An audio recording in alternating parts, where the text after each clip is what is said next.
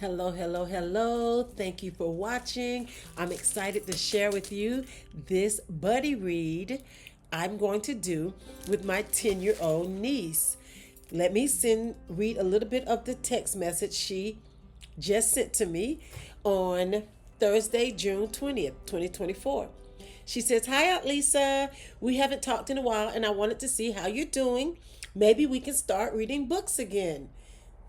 I said, "Sure, choose a book. We can read it together. I love that." "Okay," she says, "what kind of books do you like?" "I'll read anything you choose." "Okay, how to," and she sent the book. So I'm going to do the grand reveal right now with you. And well, I have the book. I just told her I had to order it. She goes on to say, "I was thinking we can," she's 10. She's my 10-year-old grand niece. She is the daughter of my nephew, my deceased nephew, R.I.P. Antonio. We lost him in 2020. He's a retired pilot in the U.S. Marines, and he became sick in his middle age. So, R.I.P. to my nephew. So this is my grandniece. And she says, "Well, I was thinking we could read a chapter every day." I said, "Well, I'd rather discuss my thoughts with you instead of reading it with you." She's an advanced reader, so she's a genius, just like my nephew was a genius. And so I don't want to read it with her. She's not a slow reader, or we don't need to do a buddy reading. I'd rather get into her mind to find out what her thoughts are. And so I said, "Well, I'd rather do that." And she says, "Okay, we can discuss a chapter every day. What days are you free so that we can call?" I said, "Well, we can have a lunch discussion." I wanted to add real quick that this is an aunt niece necklace. So this is a symbol for an aunt and a niece. So I just wanted to show you my little necklace because I keep my nieces very close to me. I take my job as an aunt very serious. So I love it. Just wanted to jump in and share that with you real quick.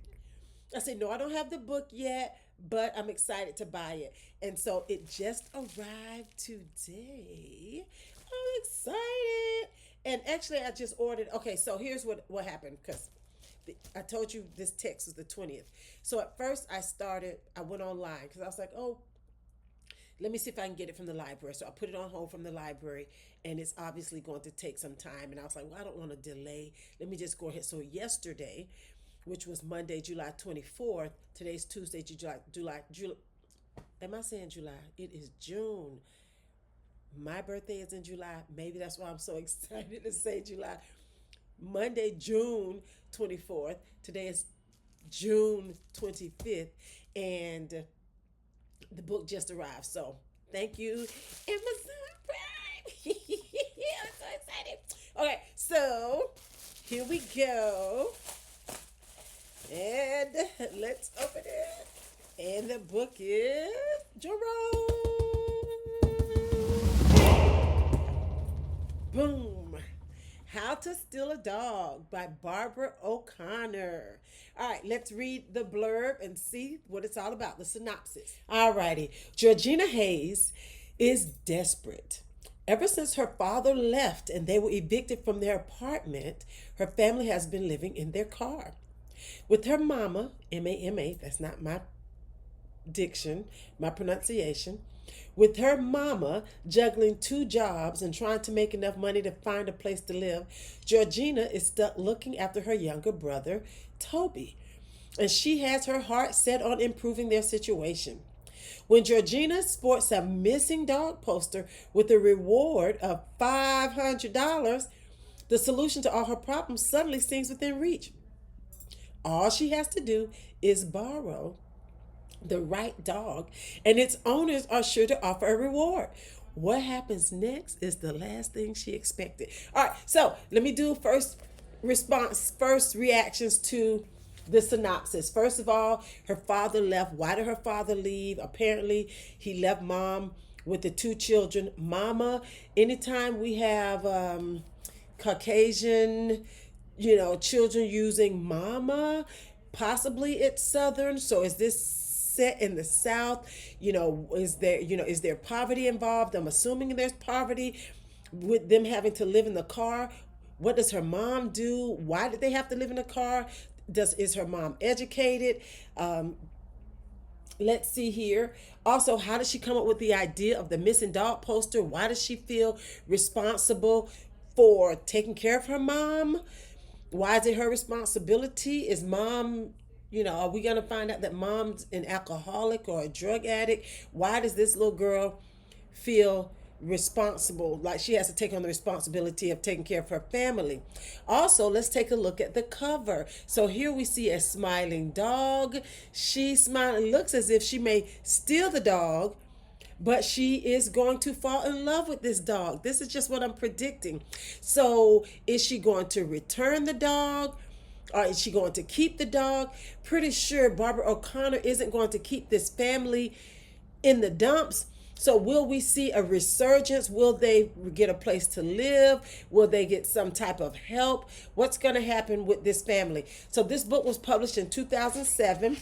I'm going to take a moment to read the first page to share my reactions to that.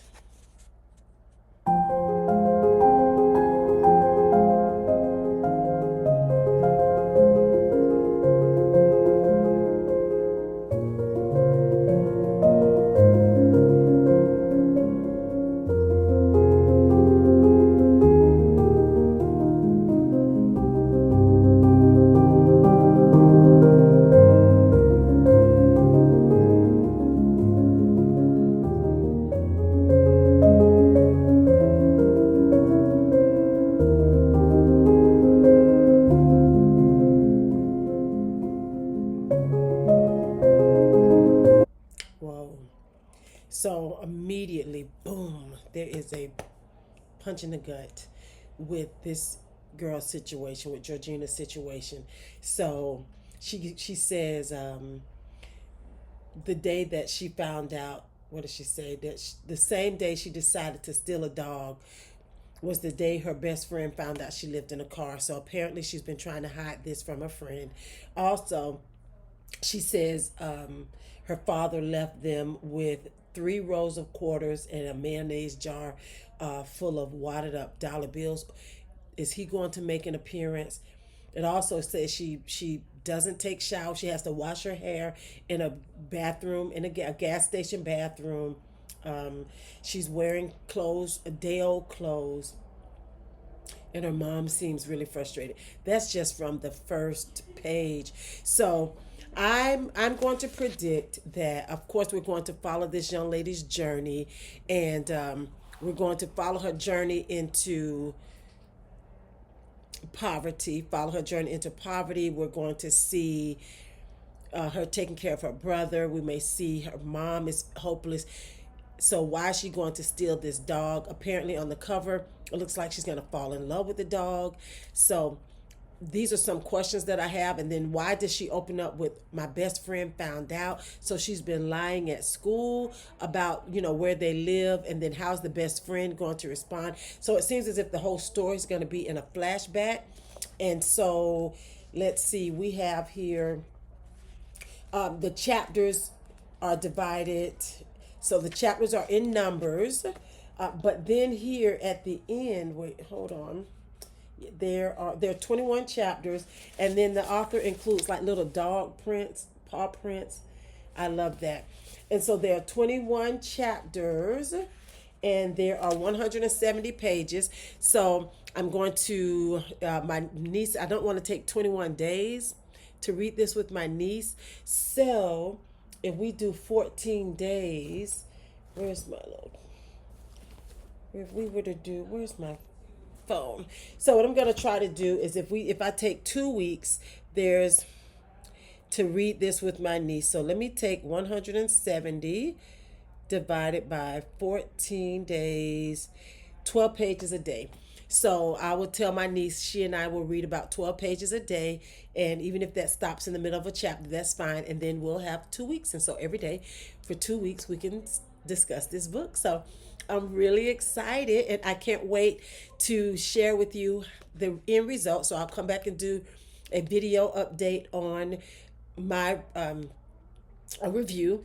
My first impressions, it is a 3 out of 5 because the author is opening up with a a gut check immediately. This young lady is in a bad situation, and so I feel sorry for her. I don't really want to read a book about about poverty and somebody who's struggling, but I know there's going to be there. So if it started down in a valley, there has to be a peak. And so the peak is she's going to fall in love with the dog, but since she stole the dog, the owners are going to want the dog back. Will she get the reward? Because she can't be rewarded for doing something bad. Surely she cannot.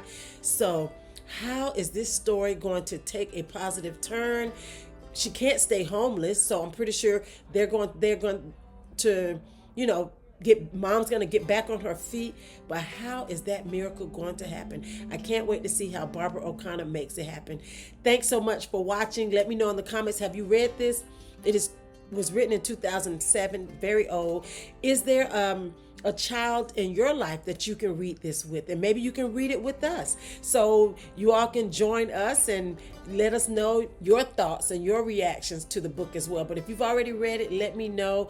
And do you have a suggestion for another children's book that I can read with my grand niece? Once again, thanks for watching, and I'll see you next time.